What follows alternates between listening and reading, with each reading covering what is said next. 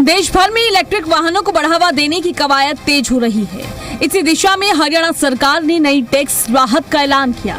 अब 30 लाख रुपए तक के टैक्स शोरूम कीमत वाले इलेक्ट्रिक 2 व्हीलर, 3 व्हीलर और 4 व्हीलर पर 100% मोटर व्हीकल टैक्स की छूट मिलेगी।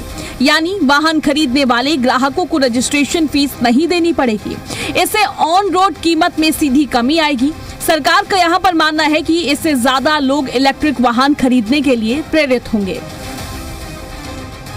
सरकार ने सिर्फ सस्ती ही नहीं बल्कि प्रीमियम इलेक्ट्रिक गाड़ियों को भी राहत दी है। 30 लाख रुपए से अधिक कीमत वाली इलेक्ट्रिक गाड़ियों पर अब 50% मोटर व्हीकल टैक्स की छूट मिलेगी। यानी महंगी इलेक्ट्रिक कार खरीदने वालों को भी पहले की तुलना में कम टैक्स देना होगा। सरकार का यहाँ पर कहना है कि इस कदम से हर वर्ग के लोगों को इलेक्ट्रिक वाहन अपनाने के लिए प्रोत्साहन मिलेगा।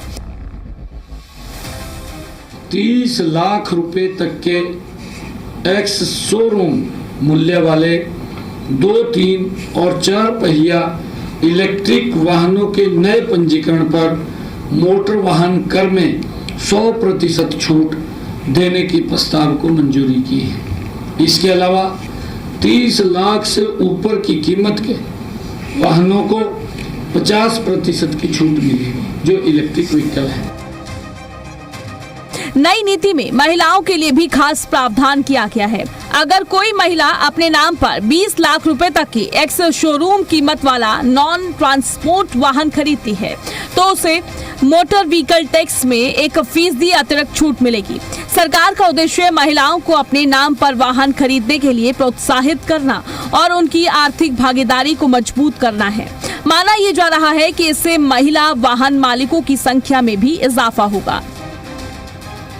राज्य में महिलाओं के नाम पर खरीदे और रजिस्टर्ड किए जाने वाले नॉन ट्रांसपोर्ट वाहनों पर वर्तमान मोटर वाहन पर 1% की छूट दी जाएगी।